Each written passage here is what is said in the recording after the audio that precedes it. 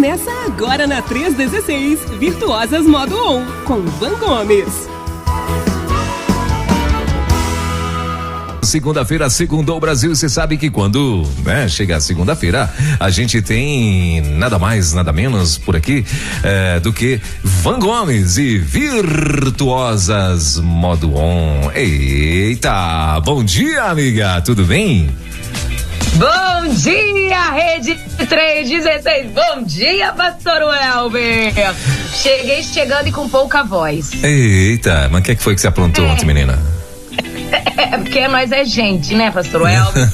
Rapaz, esse final de semana na minha igreja foi, assim, agitadíssimo. Nós estávamos em aniversário, 72 anos da Igreja Batista da Glória, aqui em Vila Velha, no Espírito Santo, pastor Welber. Eita. 72 anos é chão, é história. Já é uma senhora, né? 72, a galera já tem que, né? Então, já tem que reverenciar ali. Eita, que legal. Tem que respeitar o espaço. Que bacana. Foi uma festa muito linda, muito abençoada. Sabe assim, quando Deus pega a gente no colo como igreja e vai falando assim: filha, agora eu quero que você haja assim, faça assim, mas deixa eu te encher um pouquinho mais porque você pode, você é capaz. Sabe como é? Pastor Welber, foi sensacional. A semana foi muito boa, graças a Deus. E aí a gente canta muito. Eu, do jeito que sou calminha, assim, devagar como sou, não é verdade? Verdade. Estive com os adultos, estive com as crianças. A gente serve o almoço e assim, a gente agita, desagita, calma. E aí a voz, né? Chega uma hora que ela dá uma cansadinha, mas... Os meninos começam a correr, a furar a fila e começam a gritar também com os meninos, aí pronto, aí a voz vai pro saco mesmo. Não grito com as crianças, não grito. Aqui na minha casa, pelo menos, é naquele esquema antigo. Você olha com aqueles olhos assim que parece que vai sair um raio laser, assim. Sim, aí o menino já fica quietinho, né? Tá certo, então.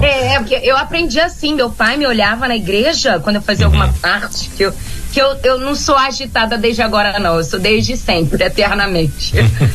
E meu pai só me olhava assim, sabe?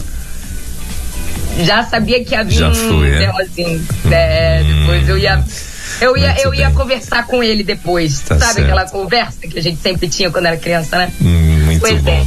E aí, como é que tá o clima em Brasília?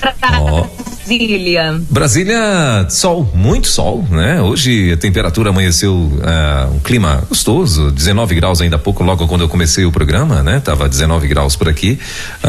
Agora nesse momento, atualizando aqui, a temperatura tá 21 graus, né? Mas o solzão, céu azul, só faltou a praia mesmo, né? Mas não tem nada não, a gente pega o aviãozinho, cai ali em Vitória, já tá ali de boa, né? Desculpa que nós tem aqui. Então, vai fazer o quê, né? Fazer o quê? Mas muito bem. Gente, e claro, Van Gomes não está só, está aí muito bem acompanhada, né? E eu vou deixar que ela apresente aqui a sua sabe o que eu já vou entregar aqui a sua convidada, viu, Van? Eu vi que a sua convidada, quando você estava aqui agitada, ela estava ali se soltando ali, ó, devagarinho também. Eu falei, eita, a Van tá começando a influenciar esse povo aí, meu Deus, olha só. Que legal. Mas apresenta aí, Ivan, vai, fala aí. No mês passado veio os terapeutas, não foi, pastor Welber? Sim, aí povo todo mundo, né? Muito centrado, né, e tal. Agora é a galera do financeiro que precisa às vezes ter uma agitação um pouco maior, né? Eu fico pensando logo assim, né? Tem que dar uma agitada, enfim. Semana passada nós falamos em como organizar as finanças. Só que uma coisa interessante, quando a gente começa a botar as coisas no papel, a gente descobre que deu ruim. Aí começa a arrumar e dá ruim, né? E foi justamente com essa visão que hoje eu convidei mais uma amiga, pastor Welber. Eu tava pensando, gente, eu sou cheio de gente do... Por isso que eu sou assim, né? Quantos contatinhos eu tenho, gente? Olha quantas pessoas legais, ó.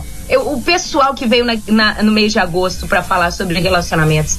Agora o pessoal que tá vindo com finanças. Olha quantas influências a gente recebe. E é interessante que Jesus, ele ensinou a gente a receber notícias boas e compartilhar. Por isso que eu tô trazendo hoje aqui a doutora Manuela Vasconcelos. Mas para mim é Manu. Sim. Que é a mãe do amigo do meu filho, do Miguel, que tem um Miguel, que tem óculos azul igual o do meu Miguel, óculos azul também. São amigos e nós somos amigas. Servimos juntas no Ministério de Louvor da nossa igreja.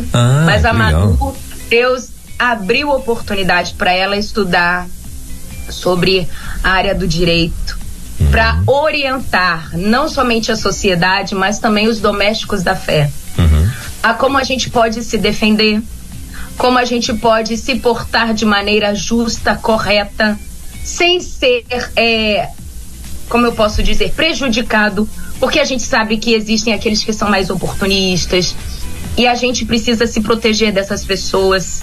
E eu creio que Deus, com esse cuidado para com a gente em todos os sentidos, ele proporciona interesses em pessoas diferentes para que a gente se ajude, para que a gente se precise. E a Manu, ela vai explicar depois mais abertamente, mais aprofundadamente na área que ela trabalha, mas muitas vezes, pastor Welber, ela foi um socorro para mim quando aconteceu um problema de receber uma fraude, né, ou de não saber como fazer. Manu, eu tô com esse problema aqui, eu fiz um Pix errado, e agora? Dá para voltar? Como é que eu faço? E, Van, dessa vez não dá, dessa vez dá. É assim que a gente precisa enxergar a vida social em comunidade, principalmente cristã. Eu acho interessante, antes de convidar a Manu e abrir espaço para ela falar, eu queria trazer um pensamento que eu tenho aqui. Sabe, pastor Welber, é muito triste que às vezes a gente dá mais crédito para os serviços fora da igreja do que para o serviço daqueles que a gente tem pertinho da gente. Acho que às vezes é por medo de expor os nossos erros, as nossas negligências, sabe? Mas a gente é corpo de Cristo. E hoje eu quero compartilhar com vocês que estão nos ouvindo aqui uma pessoa que me ajuda muito, que me orienta, que me ensina.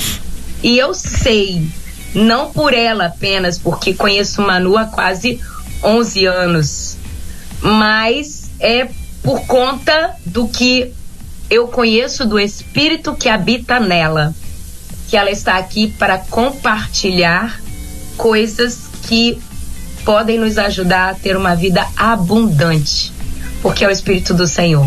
E o Espírito do Senhor é um Espírito ousado e é um Espírito bom.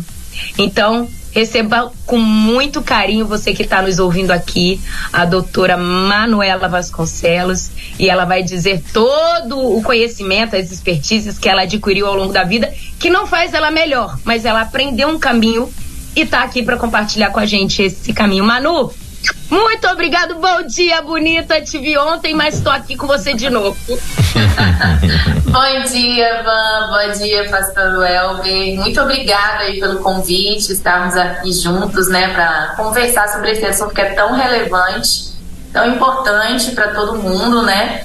E eu agradeço mesmo o convite, agradeço aí pelas palavras da Van, muito carinhosa como sempre, né? E Deus tem nos dado mesmo essa oportunidade de trabalhar nessa área, né? Ajudar algumas pessoas. Então, eu estou à disposição para conversar com vocês sobre esse assunto. Que Manu, legal. Fala pra gente aqui a sua especialização, porque o que acontece? Tem áreas que a gente tem conhecimentos que a gente pega da vivência, mas tem coisas que, para a gente poder trabalhar de maneira mais assertiva e mais rápida, uma expertise é interessante, né? Ter um conhecimento técnico. E qual é o seu conhecimento técnico? Explica para nós sua formação. Então, vamos lá. Eu sou advogada, né? Eu me formei em 2008, faz um tempinho aí já. E durante mais ou menos 10 anos eu trabalhei na área corporativa de recuperação de crédito, né? Então, logo que eu me formei, eu trabalhava do lado de lá do balcão, né? Eu trabalhava prestando serviço para bancos, financeiras.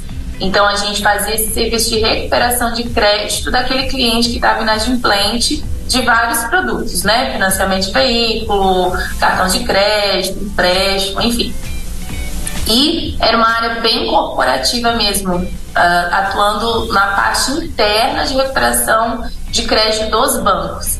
E nesse período, a gente começou, né, a dar alguns passos dentro dessa área corporativa e eu tive acesso a algumas questões que passaram a me incomodar, né? Então eu via muitos clientes que queriam resolver, que queriam finalizar aquele problema, mas por algumas questões internas dos bancos, algumas formas de fazer essa recuperação de crédito, o cliente acabava sendo prejudicado, né? São algumas coisas que a gente pode até tratar aqui, né? Por exemplo, eu quero quitar uma dívida, né? Eu quero renegociar uma dívida. E, na verdade, o cliente era induzido a fazer um novo contrato, né? Com novas taxas de juros, enfim, várias questões que a gente passa a tratar no dia a dia, e aquilo começou a me incomodar. Nossa, esse cliente, ele está fazendo de tudo para resolver, e mesmo assim a gente tem que seguir alguns passos, né? Algumas formalidades que muitas vezes podem prejudicar. Então, chegou um momento em que eu decidi atuar em prol desse cliente, do cliente bancário, na defesa do cliente bancário.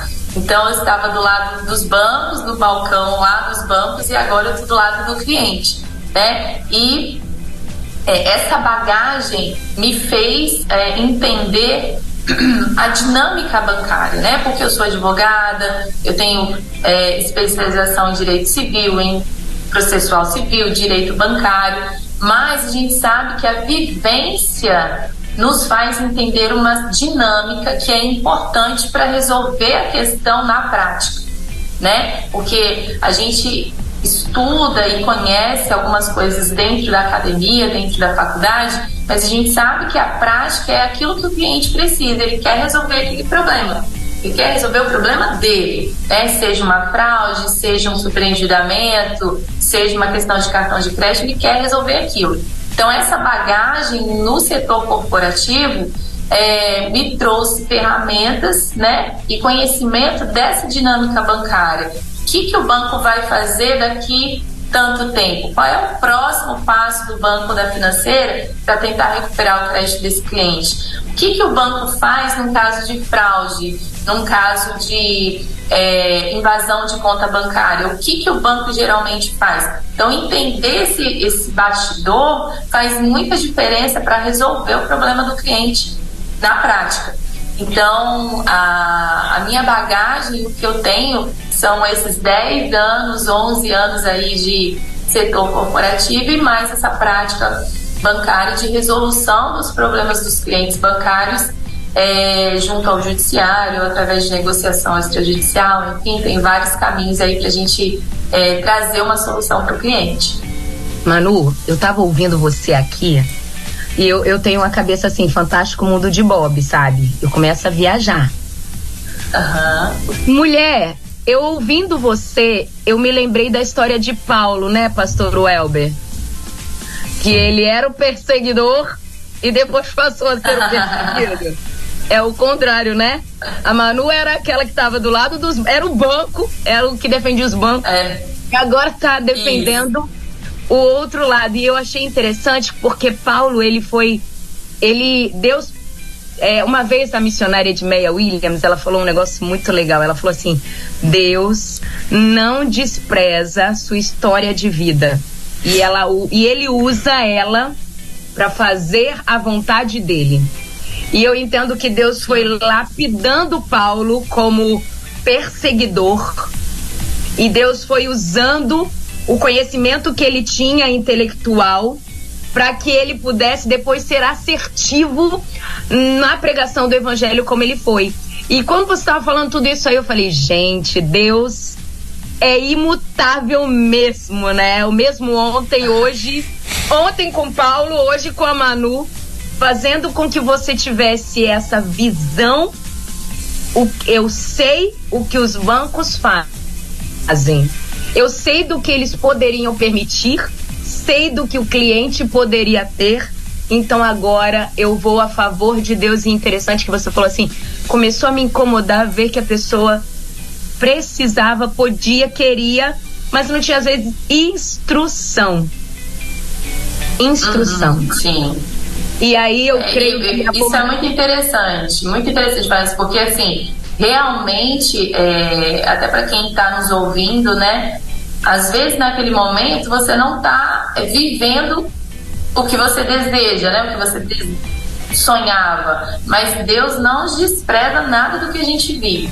Então, assim, atuar lá na defesa dos bancos, representando os bancos, foi muito importante, aprendi muito, sou muito grata por esse tempo, né? E faz parte mesmo, algo que precisa, né, existir, tanto de um lado quanto do outro, para ter a regulação dessa relação de consumo, mas também sou muito grata porque eu tenho essa visão do todo, né? Então é diferente de você fazer uma especialização, ir lá e começar a tentar resolver os problemas dos clientes, mas o interessante é que eu sei que a partir de determinado tempo de atraso, o banco começa a fazer tal coisa, começa a fazer isso, quando que vai ter um bloqueio de conta, quando que vai ter uma penhora, Então, assim, é muito, muito interessante a gente ter essa visão de que a nossa experiência, todas elas, né, tanto na vida profissional quanto na vida pessoal, elas contribuem para um objetivo, né? Que talvez hoje a gente não saiba, mas daqui a algum tempo a gente vai entender e vai saber. Aí, Manu, deixa eu te dizer por que eu te trouxe aqui. O quadro Virtuosos Modo On já está há algum tempo aqui na Rede 316, instigando a todas as mulheres a ativarem o modo on das virtudes que Deus colocou em todas nós mulheres. E às vezes a gente não vive o sonho de ser reconhecida como uma mulher virtuosa de Provérbios 31, porque essas virtudes estão em modo off. A gente não usa ela, não ativa ela. E é interessante que no verso 27 do capítulo 31 de Provérbios diz assim: ela cuida com sabedoria dos negócios de sua casa. E a gente pensa assim, negócio empresarial, né? Mas também quando leio isso, eu penso assim, ela cuida com zelo, com sabedoria, com dedicação dos interesses, dos relacionamentos, de troca, não sei como seria a palavra que se encaixaria, da sua casa. É uma mulher que tem uma gestão desse relacionamento casa-mundo, até financeiro. E precisa ter sabedoria. E assim, eu vou falar como leiga, por isso que eu estou trazendo a nossa conversa aqui. As dívidas, por exemplo, elas são causadas por quê? A dívida acontece, por que a gente fica endividado? Ela vem, por mais que a gente seja certinha, ela vem, ou se a gente for organizado certinho, a gente pode se proteger dela. Você sabe se isso... Então vamos lá. Vamos começar. Manuela, deixa eu acrescentar uma coisa em cima do que a Van falou aí, para que você, que é interessante, em cima do gênero, vamos dizer assim, feminino, né? Parece que, segundo estatística, quem tem como é que eu posso falar? O quadro a estatística de inadimplentes entre homens e mulheres, as mulheres parece que são mais, né? Aí parece que o Rio de Janeiro está em primeiro, eu sei que o Distrito Federal em quarto.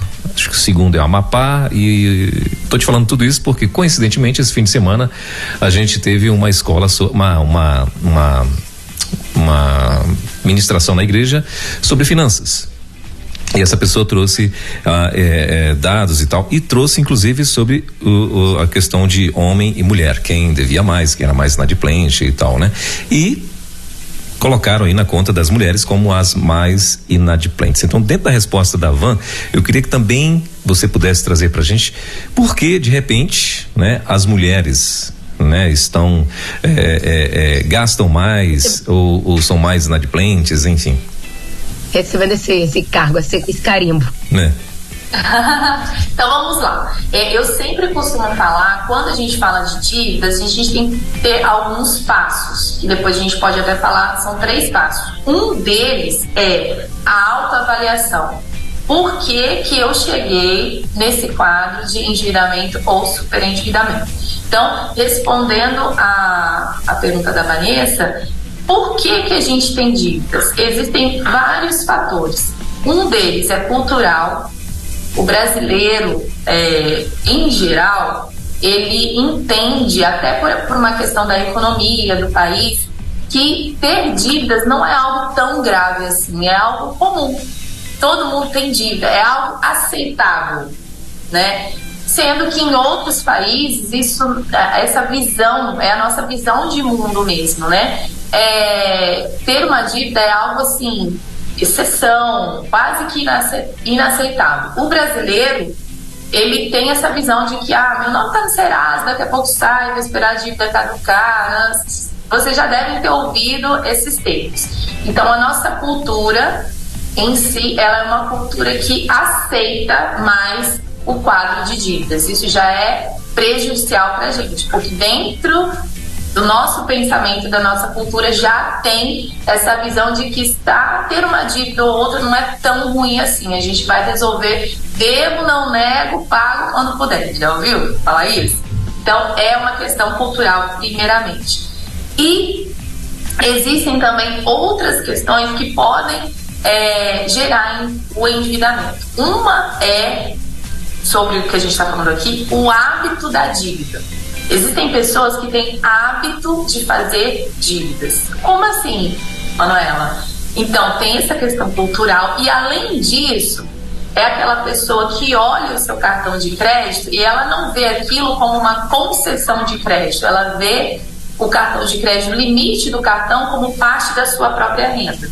Direito. O direito de usar aquilo lá indiscriminadamente. O cheque especial, eu tenho lá minha conta e lá embaixo tá assim, saldo tanto, limite a mais do cheque especial tanto. Então a pessoa já olha aquilo como algo que ela é dela, ela pode usar, não tem problema. Então isso gera um hábito de dívida. Então você não analisar a sua renda, quanto da sua renda está sendo utilizada para tal coisa, e olhar a sua própria renda mensal como parte daquilo, como aquele crédito sendo parte da sua renda, e não é mesmo, né? Porque você vai ter que pagar juros altos para usar aquele limite, para usar aquele cheque especial, aquele cartão de crédito. Então, o hábito da dívida é algo que existe além da cultura, e muitas vezes a pessoa que tem esse hábito da dívida não consegue fazer essa autoavaliação, porque ela está tão imersa nesse ato, nessa conduta, que ela não percebe que ela está saindo de uma dívida, entrando em outra, não está resolvendo uma, já está gerando outra. Então, o hábito da dívida é algo que a gente precisa mesmo autoavaliar. Mas existem outras questões. Por exemplo, uma pessoa muito organizada financeiramente, uma mulher muito organizada, organiza ali as questões da sua casa, sabe quanto que está indo para a escola dos filhos, quanto que está indo para o supermercado, quanto que está indo para condomínio, enfim, a gente faz esse orçamento, mas pode ali acontecer uma emergência, pode acontecer um problema de saúde, pode acontecer uma pandemia, como aconteceu. Então, o nosso quadro hoje de superendividamento das famílias brasileiras em geral, ele já vinha numa crescente antes da pandemia, mas a pandemia potencializou isso muito, porque gerou o quê? Um quadro emergencial, um quadro de Bom, são 10h33. Tivemos aí um probleminha com o link da doutora Manuela, né? Acho que deve ter dado um problema na internet dela lá. Ela tá em Vitória também. Ela tá em Vila Velha também, né? Ou é Vitória? Já é aquela pessoa. Voltou. Manuela, acho que continua instável. Continua instável lá. Ela tá em Vitória ou ela tá em Vila Velha, Van? Eu acredito que é Vila Velha mesmo. Ela mora em Vila Velha. Acredito que o escritório também seja, se eu não me engano, é. Sim. Mas é interessante. Voltamos. Manu, voltamos. aí é só pra gente voltar aqui, pra gente não perder, porque tava muito interessante. Então, você tava falando sobre isso aí, e eu tava me lembrando aqui, né, como é importante nós conhecermos a verdade do que cada coisa realmente é, né? Que significa crédito? É ter um espaço que eu estou te concedendo, não é seu. Exatamente. Então, assim, existem maneiras, né? Produtos diferentes. Vamos falar bem técnico agora. Então, o crédito, ele é algo que o banco está te concedendo. Não é algo que você tem todo mês e pode usar aleatoriamente. Então, e existem linhas de crédito mais baratas e mais caras. Aquelas que você tem um acesso mais facilitado, que já está lá, basta você clicar e usar, ou passar o cartão e usar, são as mais caras. Então, as pessoas precisam entender isso, né? Então, pensa comigo, nossa, eu preciso de um crédito, ok. O crédito mais caro é aquele mais fácil. Tudo que é mais fácil vai ter uma consequência, né? A gente chama esse de sistema de balanceamento. O banco, ele sempre vai achar mecanismos de compensação. Então, se eu estou te dando um crédito facilitado, eu preciso receber juros maiores para me garantir que eu, banco, não vou ter prejuízo com isso. Então, um cartão de crédito, um cheque especial, aquele empréstimo que só entra no celular assim, faz caiu lá o empréstimo. É um empréstimo com juros mais caros.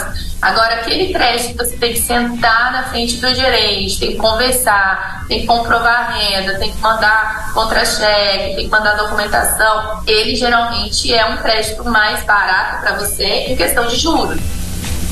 Aí, pegando a pergunta do pastor Welber, que ele complementou a minha, mais mulheres do que homens. Tem um porquê disso técnico? Você já entendeu, já conseguiu vislumbrar o porquê? Então, existem, na minha opinião, tá? Isso é meu modo de ver. Duas questões. A mulher, ela, muitas vezes, a gente sabe que muitas mulheres, a gente está falando nível Brasil, né? População brasileira. Muitas mulheres, elas são mães solo, elas têm uma carga, né, de responsabilidade financeira com a família muito grande. Então, assim, às vezes aquela mulher não é simplesmente porque ela é mulher, é porque ela tá ali, muitas vezes, suprindo um papel de alguém que não tá ali com ela, né? Ou de um pai que não paga pensão, ou de um marido que não tá mais lá com ela, e ela precisa manter a casa, precisa manter os filhos. Então, a gente sabe que existem, eu não vou saber o número exato agora, mas a gente sabe que existem muitos bilhões aí de mulheres sozinhas. Então elas precisam ali ter acesso a esse crédito para manter a casa. Essa é uma questão. E a outra questão é que a mulher, ela é muito emoção, né? E muito do fator dívida, fator dinheiro, envolve o emocional. Tanto que para a gente ter uma vida financeira saudável, a gente precisa avaliar qual é a nossa emoção diante do dinheiro, né? Tanto para ter dinheiro quanto para gastar o dinheiro, né? Então, por exemplo, tem pessoas que foram ensinadas, né, que tem isso na cabeça, que o dinheiro é sujo. Já ouviu falar? Não toca o dinheiro, que o dinheiro é sujo, lava a mão. Isso fica tanto na nossa mente que lá na vida adulta muita gente ganha o dinheiro, mas quer gastar logo. Quer gastar porque não quer ficar com esse dinheiro sujo. É tudo uma coisa psicológica, né? Tem também a questão... Mensagens subliminares. Isso, exatamente. Eu ouvi muito na minha infância que o rico não vai entrar no céu, ou que o rico é arrogante, e o rico não sei o que. Então eu não quero ficar rico. Então tudo que eu ganho, eu gasto. E a mulher, ela tem muito essa questão da emoção mais aflorada do que o homem, a gente sabe disso, né? Então essa parte emocional, como a gente lida com o dinheiro, às vezes a mulher compra alguma coisa para se sentir bem, para suprir alguma questão que ela tá passando naquele momento. Então eu acredito que são esses fatores. Tem o fator socioeconômico que a gente tem que considerar, né? Seria leviano da nossa parte dizer que a mulher tem mais dívidas porque ela é mais emoção e só. Não é isso. A gente tem o fator socioeconômico que faz com que muitas mulheres tenham que manter uma casa sozinha, e para isso muitas vezes mulheres, né, de baixa renda, enfim, precisam ter acesso a crédito. Isso é um fato socioeconômico. É interessante que tem às vezes mulheres nesse posto aí que você está trazendo, são mulheres que assumem a responsabilidade da casa, ou seja, tem o mesmo gasto de uma família, vamos dizer assim, completa, de marido, esposa e filhos, porém só o orçamento dela, e não podemos também negar isso, que o orçamento, o ganho de uma mulher também é em muitos momentos diferente do valor do que um homem ganharia. Sim. E aí isso acaba acarretando motivos, né? Exatamente. Agora tem um outro detalhe também, que eu estava aqui até associando, por exemplo, com a questão da pandemia. Na pandemia, muitas mortes foram assinadas como por Covid, mas não eram Covid. Né? A pessoa estava, né, enferma na época, estava com Covid, mas morreu de coração, morreu de outros motivos lá. O que eu tô querendo associar? Por exemplo, aqui na minha casa, eu e Léo temos, vou usar a expressão crédito, tá? Nós temos contas. Mas o meu cartão, por exemplo, muitas vezes vem mais alto do que o do Léo. Por quê? Porque eu estou com Samuel, Miguel e Rebeca. Então, assim, Léo, às vezes eu tô na rua, eu preciso comprar uma fralda, eu preciso ir à padaria, eu preciso ir ao mercado. Então, quando a gente, não tô falando, aí eu quero trazer mais uma pergunta. Eu não tô falando que essa questão da dívida em si, dívida mesmo, não faz parte da mulher. Eu acredito até que para poder levantar esses índices, houve uma pesquisa. Mas vamos pensar em gasto, a mulher gasta mais.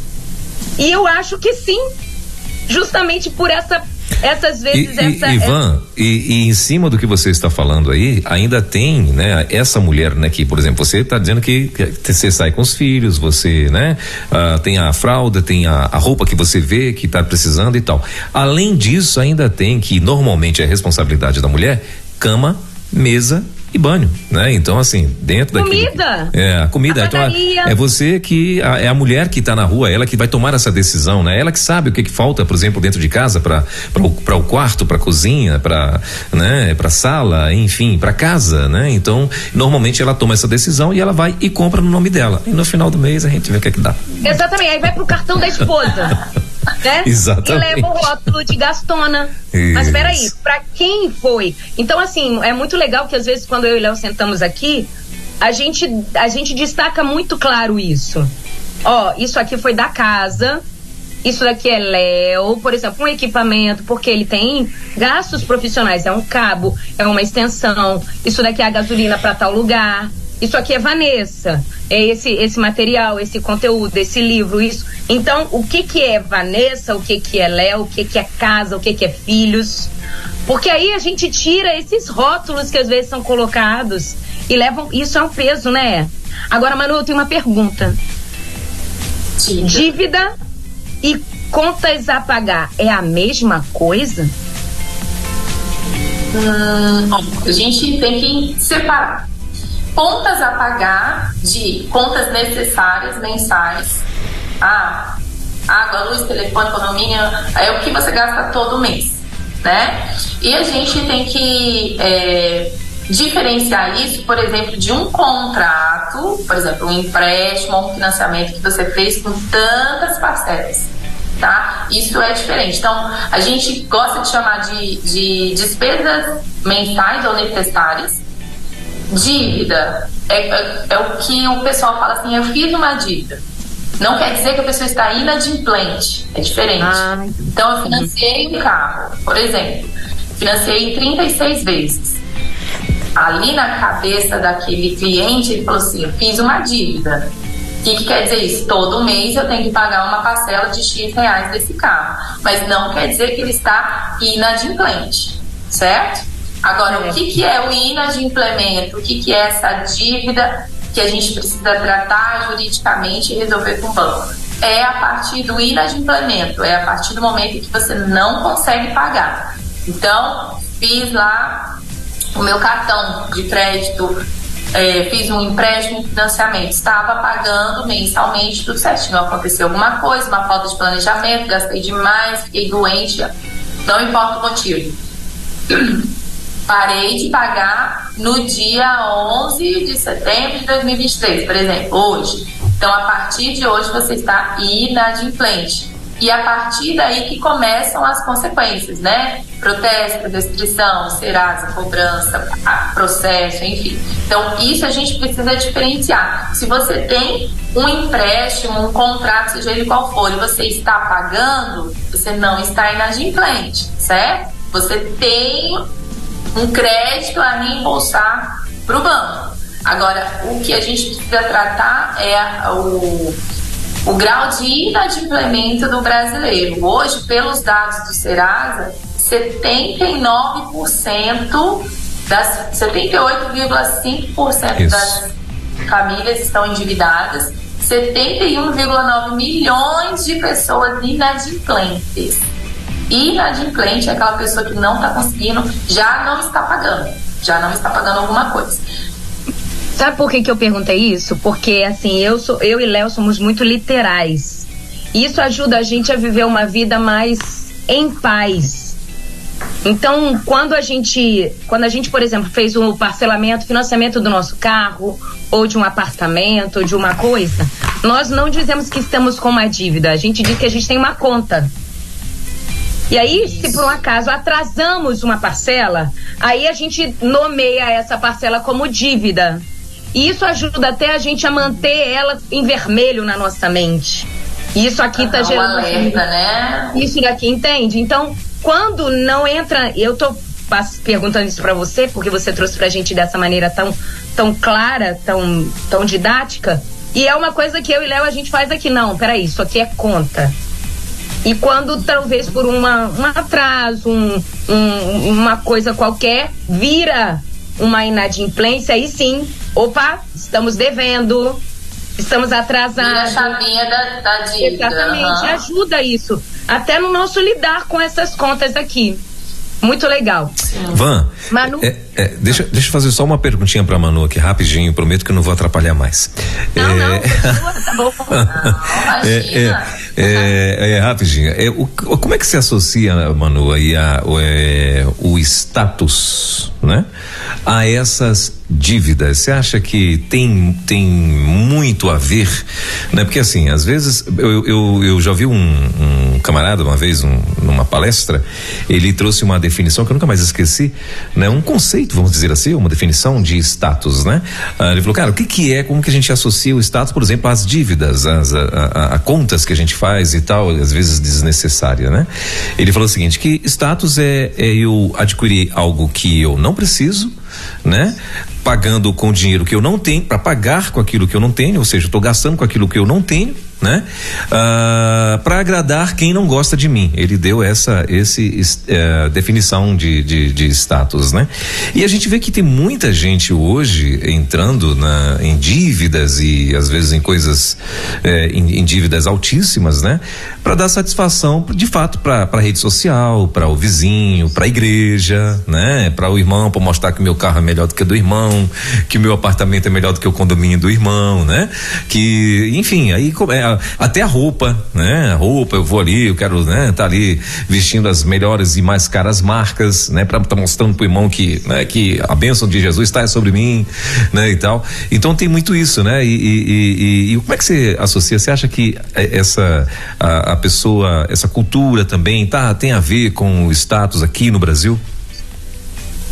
Sim, eu associo muito até algo que eu queria falar, né? Muita gente pensa que o endividado ou super endividado é aquela pessoa de baixa renda, pobre, né? Que teve que ter acesso a um crédito porque não tinha como sobreviver, e isso realmente acontece.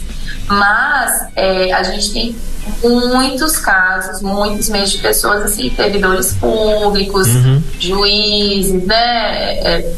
pessoas com rendas muito, muito boas, extremamente super endividados. Por quê?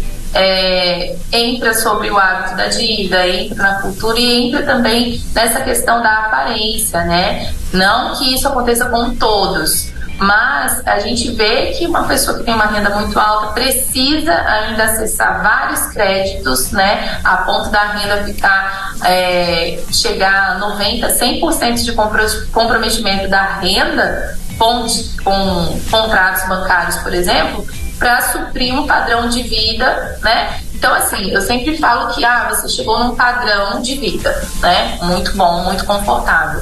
Aconteceu isso acontece muito. Aconteceu alguma emergência, uma doença na família, algo que necessita de injetar ali dinheiro para resolver aquele problema. Só que muitas vezes a pessoa não consegue adaptar o seu padrão de vida um pouquinho, né, mais simples, pelo menos para aquele momento, para depois voltar. Tem que manter o padrão, né? Então aí começam os problemas, começa o acesso a crédito. Não consigo mais pegar consignado, vou pegar empréstimo de conta corrente, vou pegar cartão, não pago um, né? Pego o outro, não paguei essa fatura, pego o outro. Então eu já tive clientes aqui no escritório com 16 cartões de crédito. Eu já vi, sabe, doutora Manuela, eu já vi até dessas palestras assim, alguém falando que uma e em uma dessas estatísticas aí já foi levantado que, por exemplo, o empresário, ele só admite que quebrou, ele só admite que o seu padrão de vida mudou com 4 anos depois que ele quebrou. E até aí ele fica fazendo exatamente isso, querendo manter o padrão de vida e, meu irmão, e tome cartão, e tome empréstimo, e daqui a 4 anos ele simplesmente detonou com a vida dele, que ele já tinha quebrado já há 4 anos antes. E aí fica mais difícil ele sair desse buraco. Dilapidou o patrimônio. Isso. E o que é importante a gente entender? Primeiro, para quem está nos ouvindo aqui, essa é uma situação que acontece em alguns casos de superendividamento, outros não. Existem várias questões que podem acontecer, mas nesse caso aqui a gente precisa entender que se eu tenho uma restrição num banco, num determinado banco, e eu não consigo adquirir aquilo, não consigo pagar, eu vou tentar acesso a crédito em outro banco. Pode ser que esse outro banco me conceda esse crédito, mas ele vai saber que existe já uma restrição em outro banco e por causa disso ele vai ou aumentar os juros ou colocar alguma garantia nesse contrato. Então o que acontece muito no caso dos empresários, né, que o pastor estava falando? O empresário muitas vezes começa a fazer contratos bancários com garantia. Então eu coloco ali, eu faço um capital de giro com garantia, por exemplo, do veículo da empresa. O veículo da empresa é a garantia daquele contrato. Não conseguiu pagar, o banco vai pegar o veículo. Eu coloco como garantia a sede da empresa, já aconteceu. A sede da empresa está como garantia daquele contrato que geralmente é muito alto. Se o empresário não consegue pagar, não consegue negociar, a sede da empresa está em risco. Ela pode ser penhorada, os materiais, os estoques da empresa. Então é algo que a gente precisa entender como cliente bancário, porque todos nós somos clientes bancários. Então coloca na sua cabeça, os bancos sempre têm mecanismos de compensação. Se ele está te dando alguma coisa, ele vai fazer algo para garantir isso, para que ele não tenha prejuízo. Então, quando a gente está nesse caminhar do superendividamento, né, nessa escadinha, muitas vezes a gente esquece, porque a gente está precisando tanto daquele crédito, daquele dinheiro, para tentar resolver o problema, ou manter a empresa aberta, ou pagar os funcionários, seja o que for, que a gente esquece disso, que o banco vai colocar ali naquele contrato alguma garantia, alguma compensação. Por isso que é tão importante que, se você não tem essa prática, de fazer uma análise desses contratos, tantos que já foram feitos como aqueles que você pensa em fazer. O que está escrito ali?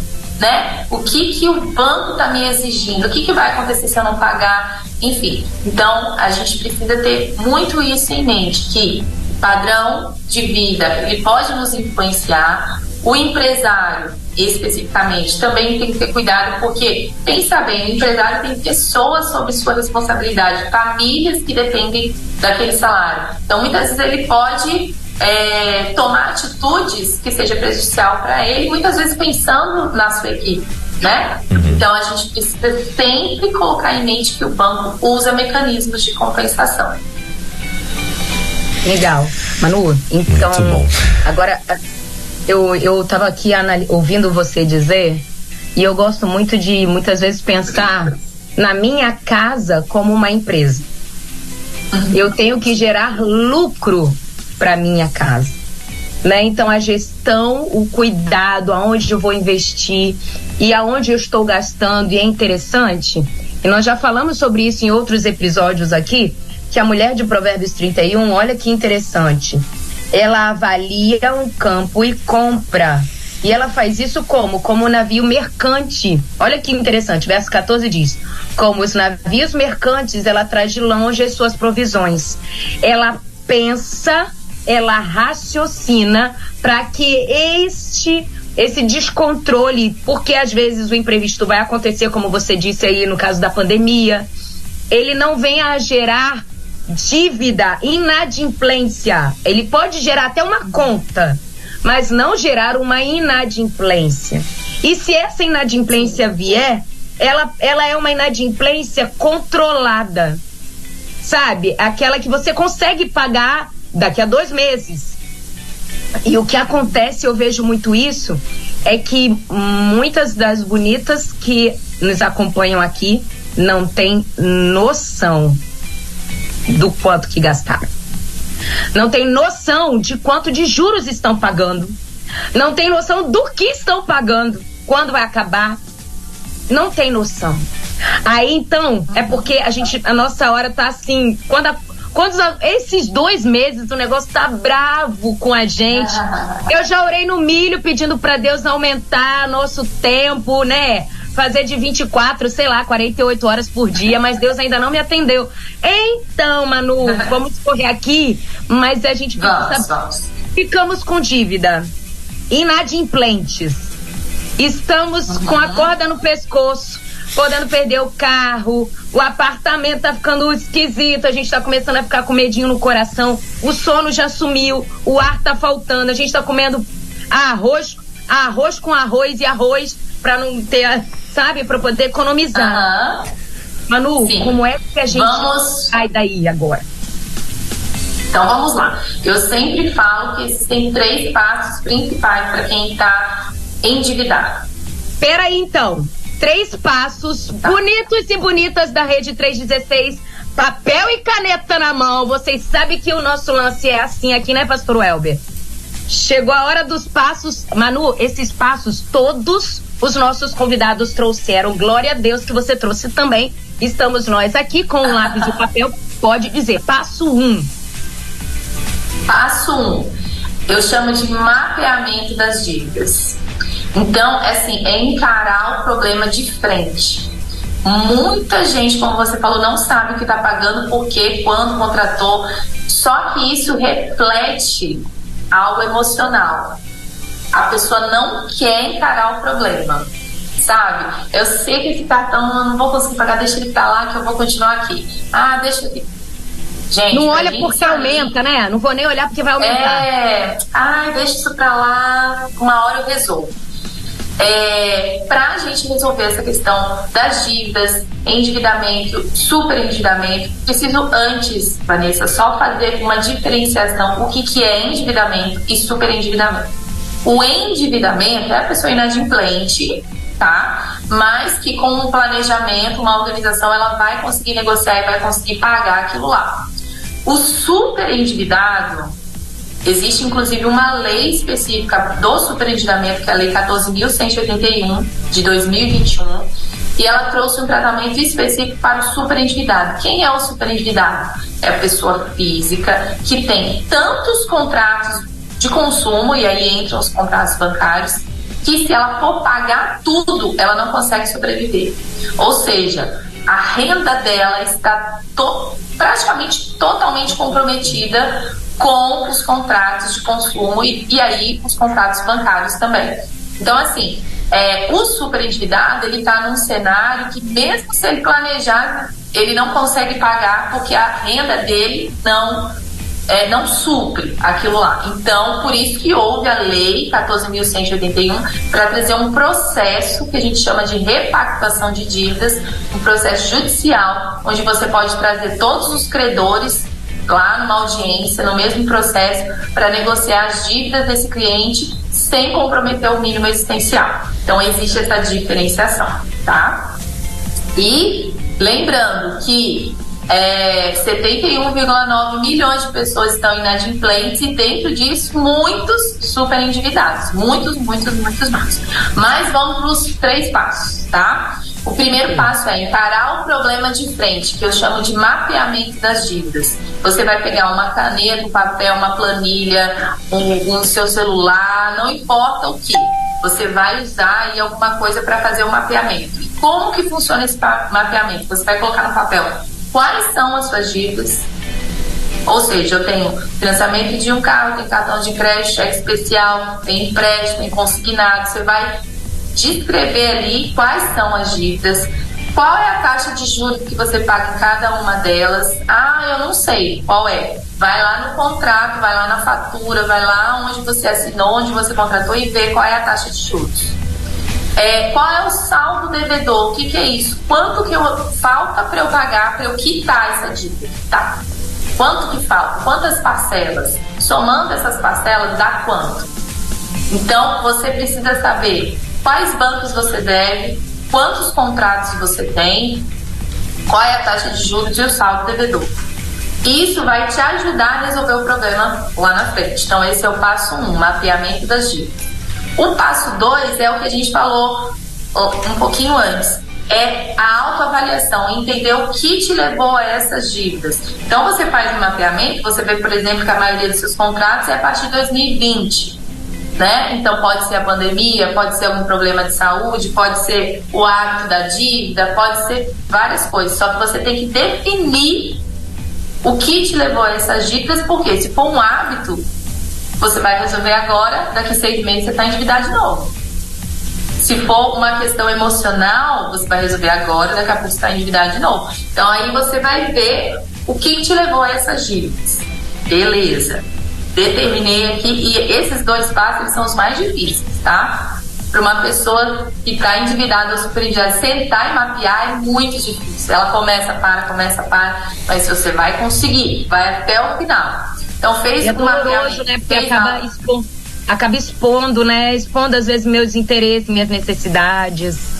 É muito doloroso e é uma coisa emocional, muitas vezes, né? O passo 3, que é a dica assim de ouro, é a negociação. E como que você vai negociar essas dívidas?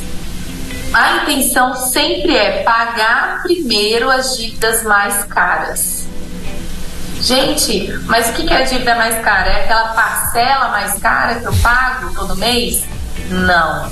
A sua dívida mais cara é aquela que tem juros mais altos.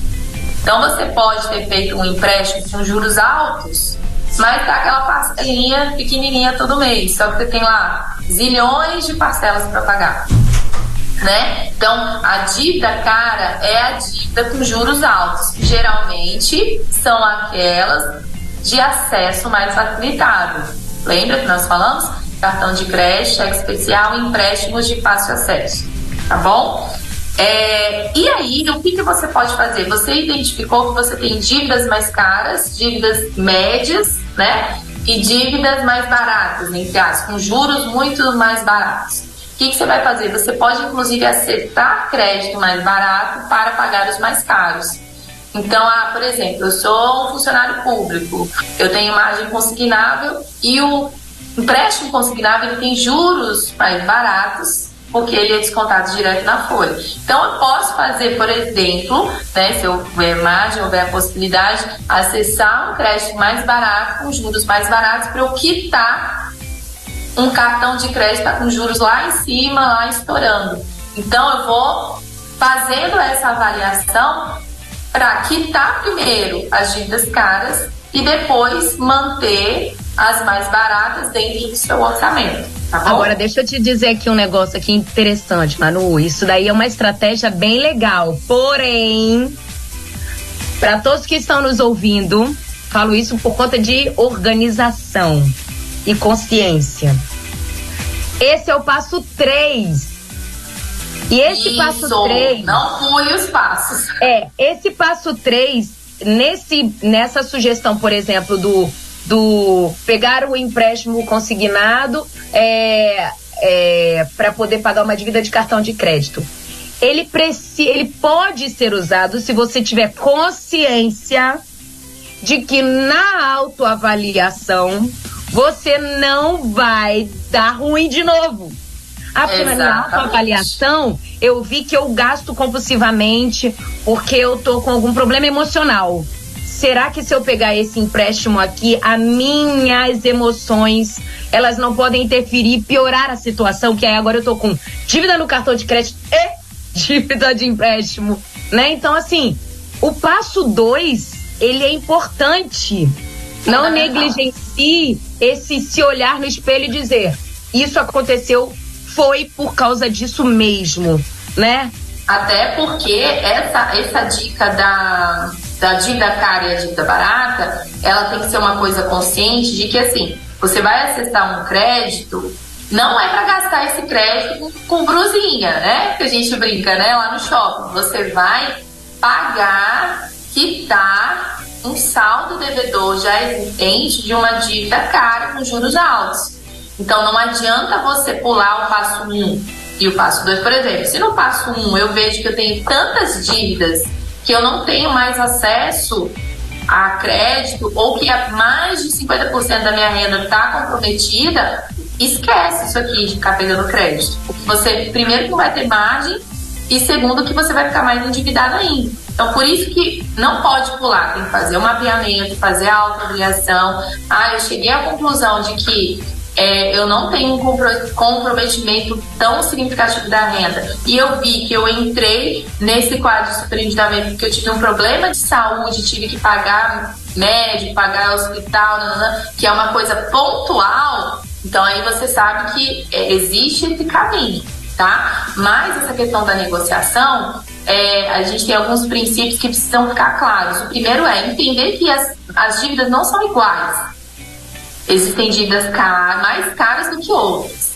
Então, independente de qualquer coisa, negocie, mesmo que não for pegar outro crédito, negocie a que for mais cara, a que estiver te comprometendo mais. Geralmente, cheque especial, cartão de crédito e empréstimos de fácil acesso, tá? E a outra coisa quando for negociar, não faça um novo contrato, pelo amor de Deus. Pode. Sabe aquela coisa da renegociação? Vamos pegar todos os seus contratos, vamos supor que eu tenha num determinado banco 5 contratos em aberto. Aí o gerente vira para você e fala assim, vamos pegar esses 5 contratos, colocar num contrato só, aí você paga uma parcela só de tanto, por tantos meses. Você está fazendo uma nova contratação. Então você está cancelando todos os contratos que você fez, fazendo uma contratação agora com novos juros, novo custo efetivo total, aquele período de prescrição volta a contar do início, né? Então se eu tenho uma dívida de 4 anos, renegocio hoje, esquece de 4 anos, começa a contar do início para haver uma prescrição.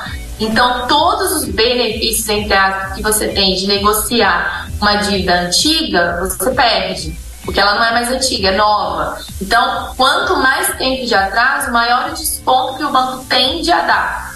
Então, se você faz essa renegociação, você perde essa vantagem. De novo essa, repete que eu vou anotar isso aí, como é que é? Quanto mais antiga a dívida, maior a tendência do banco te dar descontos. Receba, meu irmão! Receba, Glória! Vamos sair da dívida de 2023. A gente sabe, o cliente que tem dívida mais antiga, por exemplo, de mais de um ano e meio, ele já está sofrendo desgaste dessa dívida, que é receber cobrança, pode ser que ele já tenha sido protestado, pode ser que o banco já tenha entrado com uma ação contra ele, né, para cobrar essa dívida. Então, assim, passa o tempo, o banco vai tomando atitudes. Só que, se você pega essa dívida, renegocia agora, junta os contratos, ela não é mais antiga, ela é uma dívida novinha. Então, aquela possibilidade de você ter uma negociação melhor, acaba, porque virou uma dívida nova. Deu para entender? Sim, com certeza. Então, os 3 passos, né, que eu dou para o cliente que está endividado é esse. Mapeamento, autoavaliação e negociação das dívidas com esses pilares. Analisar qual é a dívida mais cara, se houver a possibilidade de ter acesso a crédito mais barato e também não gerar novos contratos. Negocie aquilo que já existe. Se houver a possibilidade de pagamento do saldo devedor à vista, mas doutora, estamos cobrando 30 mil, não consigo pagar 30 mil. Qual é o atraso dessa dívida? Se for uma dívida mais antiga, faça contrapropostas. Eu tenho 10 para pagar, você aceita? Pode ser que o banco aceite. Pode ser que ele faça uma contraproposta de 12, de 13. Então você tem que saber negociar valores de forma a reduzir o seu saldo devedor. Manu, uma curiosidade aqui, porque dívida, quem nunca teve, né? Eu, inclusive, já tive. E aí eu queria te perguntar uma coisa, que nessas pesquisas da gente, no desespero querer sair da dívida, a gente vai no Google, a gente pega um monte de videozinho do YouTube, né? E vai buscando, querendo saber aonde buscar essa solução, essa informação, esse direcionamento. Porque na cabeça da gente, buscar um advogado, às vezes, para nos orientar, vai gerar um custo que eu nem tenho dinheiro para pagar a dívida, que tirar para pagar o advogado que vai me tirar da dívida, né? E assim, antes de eu tirar a minha dúvida com você, quero já deixar hashtag aqui a sugestão Manu Vasconcelos na rede social. Gente, quase todos os dias tem uma caixinha com perguntas que você pode trazer para a doutora Manuela Vasconcelos e ela responde over delivery, de grátis, te ajudando a sair desses espaços, não é, Manu? Sim, com certeza. Minhas redes sociais tem Instagram, TikTok, não tem YouTube ainda, mas tá aí no nosso radar. Manuela V. Vasconcelos. Manuela V. Vasconcelos. Por favor, não vai pegar a ideia, dica, onde você não sabe qual é aquilo. Por quê, Manu? Eu ouvi numa dessas instruções aí gerais que muitas vezes aquele carinha do telemarketing que liga te dando uma saidinha para sua questão com banco X, com cartão de crédito tal, ele lança um valor de parcela que não bate com os juros que deveria ter sido cobrado.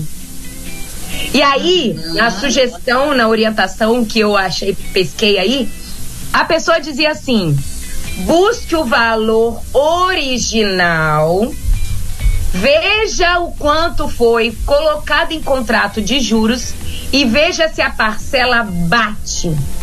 E disse que muitas vezes o valor que o telemarketing passa pra gente de parcela não bate com os juros que deveria ter sido cobrado. Isso é verídico, doutora? Sim, isso é verídico. E assim, vou falar para vocês que acontece, a pessoa não faz o cálculo, né? Porque eles têm uma estratégia, né? De conversar, de não te dar tempo de pensar. E essa é outra dica na negociação. Não aceite proposta que a pessoa não te dá tempo para pensar. E geralmente é furada.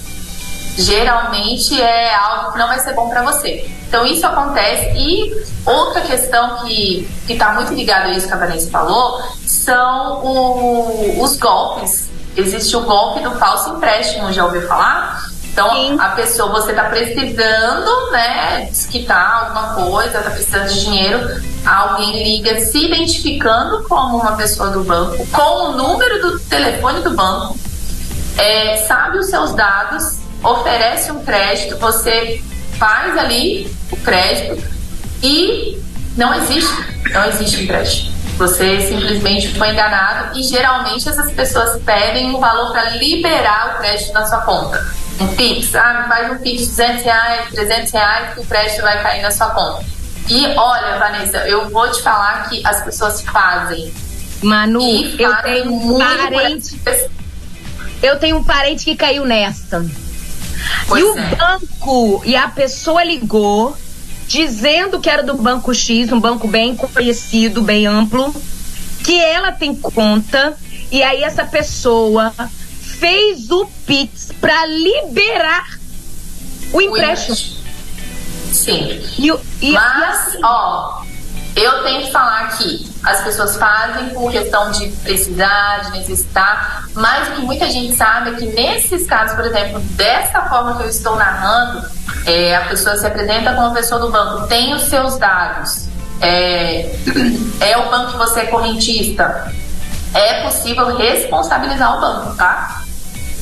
Responsabilizar o banco para que você tenha o valor de volta e também indenização. Por quê? O banco ele tem que salvaguardar, ele tem que proteger os seus dados pessoais.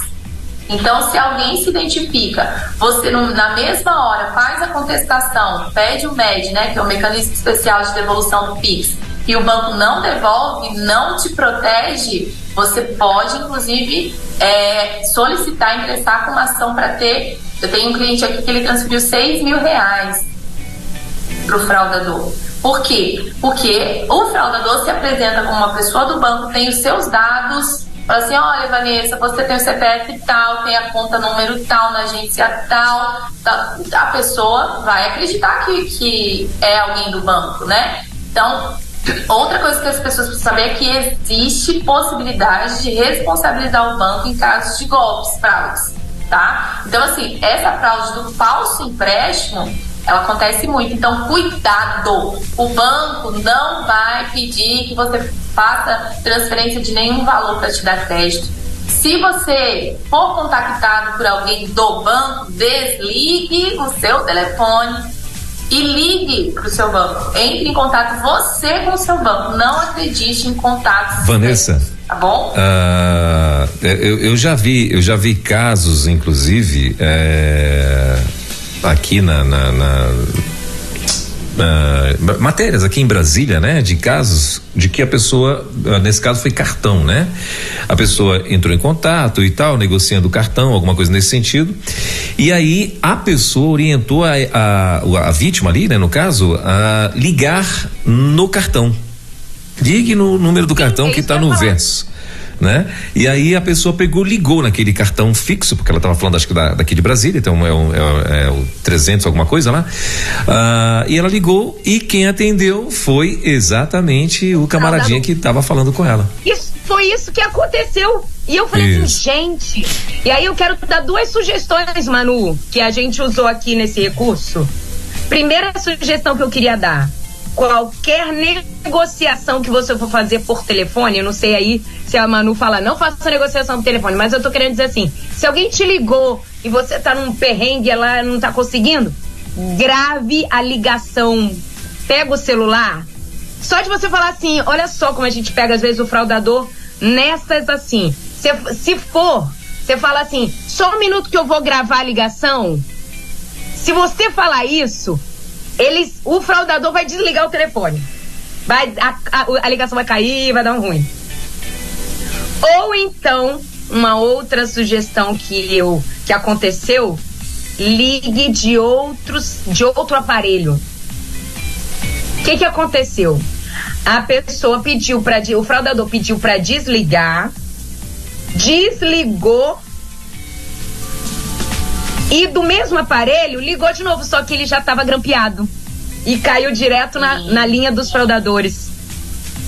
Era isso que eu ia falar, porque geralmente nesses casos, antes de entrar nesses méritos de banco, ele mantém você na linha e pede para fazer alguns passinhos lá para ele grampear o seu.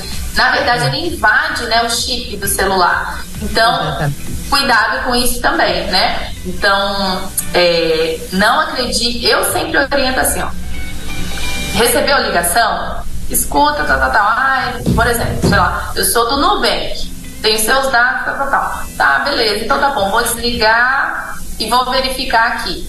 Se a pessoa for, não desliga, não sei o que, você pode saber que é golpe. E, por acaso, se você infelizmente foi vítima de um fraudador, procure alguém para te orientar, porque assim, existem possibilidades que há responsabilização do banco e outras que não. Só que geralmente o cliente não sabe, né? Ele tá ali naquele calor da emoção, muitas vezes transferiu uma quantia alta de dinheiro. Então procure alguém, porque em muitos casos há sim responsabilização. O judiciário já tem várias decisões favoráveis para os clientes bancários, né? Que o banco ele tem uma responsabilidade objetiva, a gente não precisa comprovar a culpa do banco, a gente tem que mostrar que a fraude aconteceu. Então procure alguém, vale a pena. Manu, a gente avançou a hora demais. Eu já tô começando a pegar o título de outro quadro aqui da Rede 316, de estourar os horários. Tem um quadro à tarde, que eu não quero dizer qual é o nome, que ele acontece toda quarta-feira à tarde, com um pastor, inclusive muito, muito especial, amado por todos nós, e o quadro dele sempre estoura os horários. Então eu não quero tirar esse título dele, eu vou continuar com o meu quadro controlando os horários, né, pastor Welber? A gente não vai tirar o posto do outro pastorzão lá, não. Então, Manu, hashtag, vamos deixar aqui um convite plus. Põe aí na sua agenda que a gente precisa voltar para falar sobre essas fraudes. Não deu tempo. Foi muito importante esses 3 passos, essa clareza sobre essa dívida. Mas, doutora Manuela, nós não estamos te pedindo muito, uma horinha na sua semana, um dia aí que você puder vir numa segunda-feira de manhã assim, para poder nos orientar. Nós sabemos que, aí eu quero dizer aqui para você, ela falou uma coisa agora nesse último momento que eu me lembrei de Oséias 4, verso 6, que diz: o meu povo está sendo destruído, padece porque lhe faltou conhecimento. Busque orientação. E a doutora Manuela Vasconcelos está aqui para nos ajudar, para você não padecer no paraíso, irmã. A vida que Deus te deu é uma vida abundante de paz, para você dormir bem, porque o Senhor está te protegendo. Mas às vezes você não está conseguindo ter essa paz justamente porque está te faltando conhecimento, né? A gente não nasce sabendo tudo e a gente se precisa, cada um com seus interesses.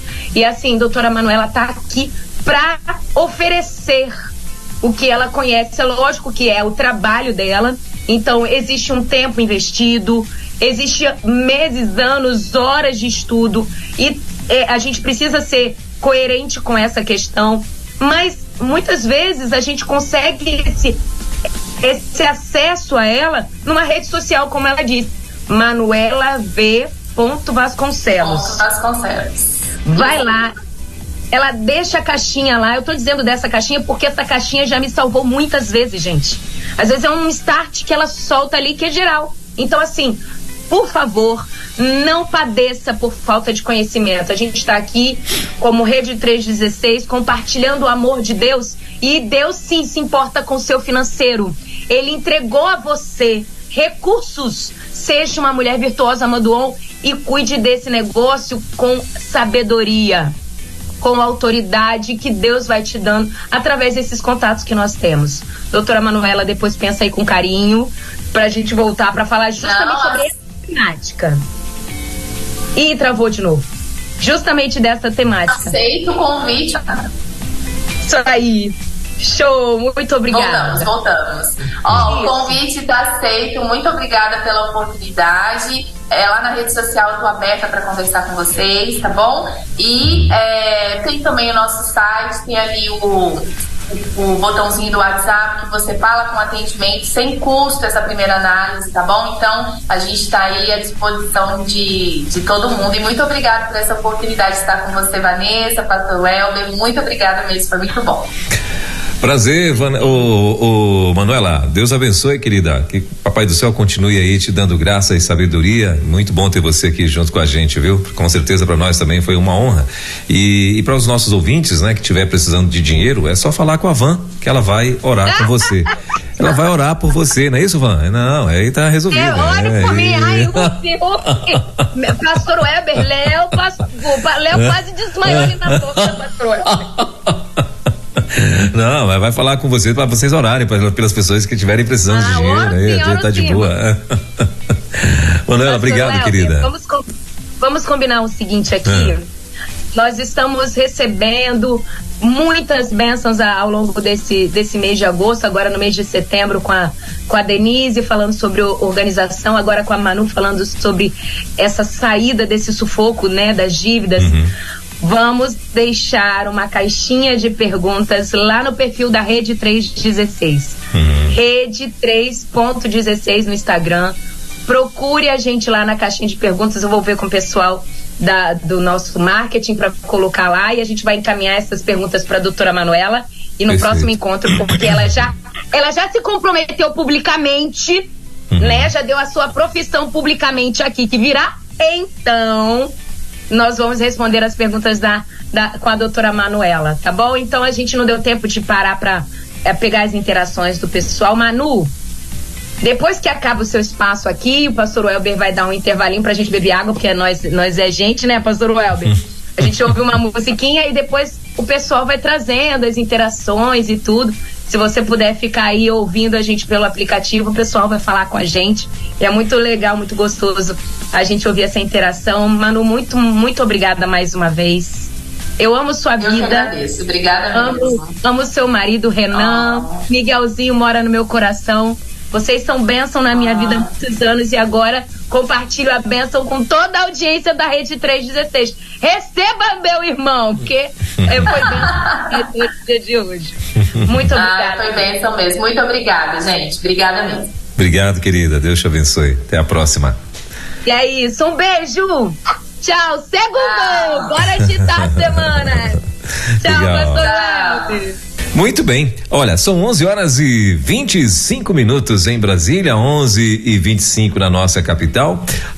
Então esse aí foi mais um Virtuosas Modo On, né? Onde você vai ter aí a oportunidade, se você que de repente não ouviu, eu chegou atrasado por aqui, né? Então, você sabe que os programas estão, o programa, né? Das Virtuosas Modo On, estarão em todas as plataformas de podcasts, também no YouTube e também aqui no site da Rede 316, tá bom? Então é só você, daqui a 1 hora vai estar disponível, a 1 hora, 1h30, vai estar disponível aí em todas as nossas redes sociais e você que de repente chegou atrasado, pegou o boi andando, vamos dizer assim, você pode assistir aqui, assistir inclusive, né? No YouTube você pode assistir daqui a 1 hora esse bate-papo, inclusive conhecer, se você ainda não conhece Van Gomes, vai conhecer e claro, conhecer também a nossa queridíssima e parceira aí, doutora Manuela Vasconcelos, que como ela falou lá para você achar lá nas redes sociais, Manuela V. Vasconcelos, esse é aí o perfil dela para você estar achando no Instagram e tal, e vale muito a pena você correr lá, tá bom? Na 316, Virtuosas Modo On, com Van Gomes.